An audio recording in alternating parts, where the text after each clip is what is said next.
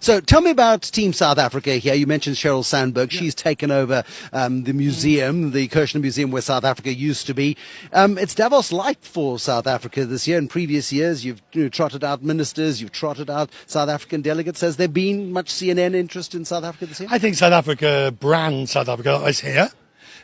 They've tried to put scarves around my neck on numerous occasions.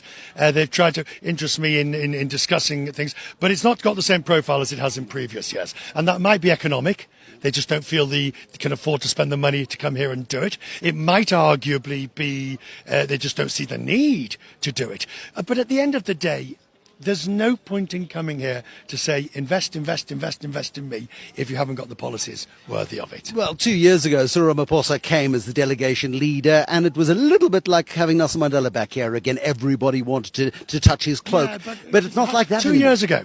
Well, since then, we've discovered just how awful the state-owned capture was of enterprises.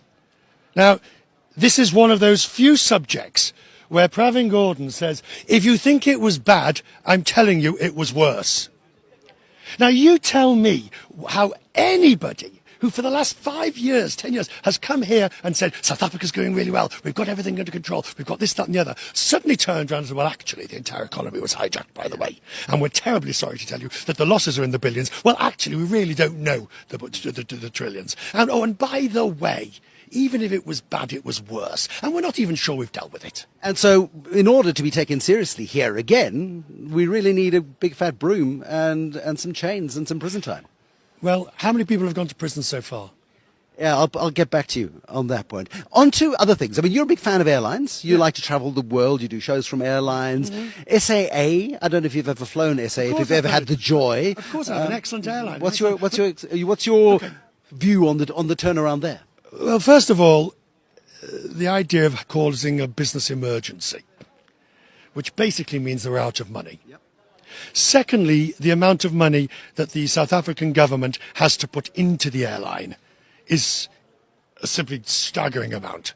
And thirdly, unless there is a proper restructuring, proper means government hands off. Yep.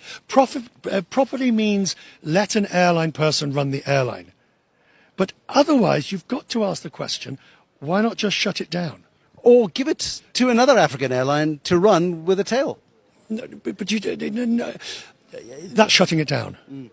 If you look at what Malaysia's options are at the moment, similarly, at the end of the day, for South African airlines to remain profitable, or not remain profitable, to become profitable, is going to require the most drastic restructuring. And even then it might not. Even then it might not. Is it worth having a go? With a proper board, proper CEO in place, is it worth having a go? Of course it's worth having a go, but I'm telling you that'll never happen. I'm telling you the government can't keep its hands off it. I'm telling you politicians cannot stop interfering in airlines. They've done it for decades in South Africa. They will continue to do it for decades more.